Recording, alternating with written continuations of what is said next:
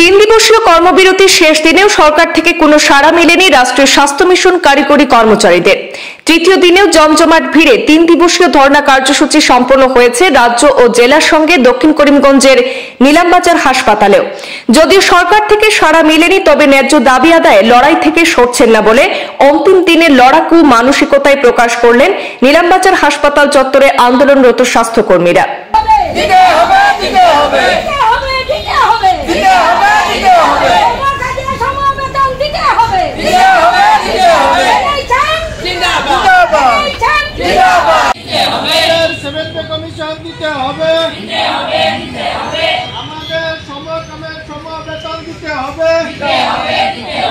রাষ্ট্রীয় স্বাস্থ্য মিশন কারিগরি কর্মচারীদের তিন দিবসীয় কর্মবিরতির অন্তিম দিনেও নিলামবাজার প্রাথমিক স্বাস্থ্য কেন্দ্রের অধীনস্থ স্বাস্থ্য পরিষেবার সমস্ত সরকারি শাখা প্রশাখার কর্মচারীদের অংশগ্রহণে তাদের নিযুক্তি স্থায়ীকরণ, সপ্তম পে কমিশনের সুপারিশ মতে বেতন সহ বকেয়া প্রদান ও সুপ্রিম কোর্টের আদেশ অনুসারে সম কাজে সম বেতন ও সম সুযোগ সুবিধার দাবিতে সারা আসাম NHM এমপ্লয়িজ অ্যাসোসিয়েশনের ডাকে আয়োজিত তিন দিবসীয় কর্মবিরতি প্রতিবাদী কার্যসূচিতে আজ শেষ দিনেও শামিল হয়েছেন সংস্থা নিলামবাজার ব্লক কমিটির সভাপতি ডক্টর রোমান হোসেন, সাধারণ সম্পাদক তানোয়ার হোসেনের নেতৃত্বে প্রায় অর্ধ শতাধিক NHM কর্মচারী কর্মবিরতি কার্যসূচিতে যোগ দিয়েছেন।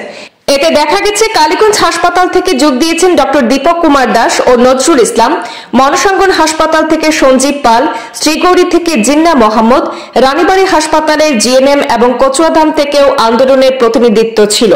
যদিও তারা রাজ্যের প্রায় 24,000-এর অধিক স্বাস্থ্যকর্মীর কর্মবিরতি আন্দোলনের তৃতীয় দিনেও সরকারের সাড়া মেলেনি, তবে ন্যায্য দাবি আদায়ে লড়াই থেকে সরছেন না। সংস্থার কেন্দ্রীয় কমিটির সিদ্ধান্ত মতে পরবর্তীতে আরো বৃহত্তর আন্দোলন গড়ে তোলা হবে। অন্তিম দিনেও এমনই লড়াকু মানসিকতা দেখিয়ে বক্তব্য রাখেন একাধিক আন্দোলনকারী। আমাদের দুইটা দাবি হইল, মেন দুইটা দাবি। একটা দাবি হইল স্থায়ীকরণ করা, রেগুলারাইজ করা, আর দুই নম্বর হলো যতদিন পর্যন্ত রেগুলারাইজ হয়েছে না ততদিন আমাদের পে স্কেলের জরিয়তে পেমেন্টটা দিত, 7 পে স্কেলটা লাগু করতো আমাদের জন্য।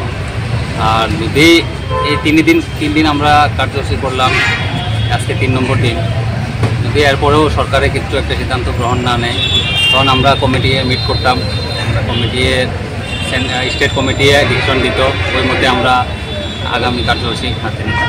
ধন্যবাদ।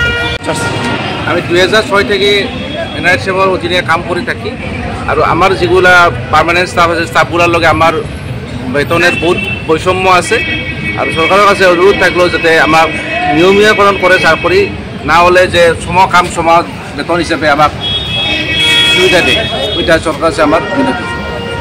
2006 চাকরিটা আমরা পাইলাম, তখন থেকে আজকে পর্যন্ত আমরা চাকরি করিয়া যাইলাম, কিন্তু আমাদের যে বাকি যে স্টাফগুলা যতগুলা সুযোগ সুবিধা পাচ্ছে আমরা তার থেকে কোনো সুযোগ সুবিধা পাই নাই।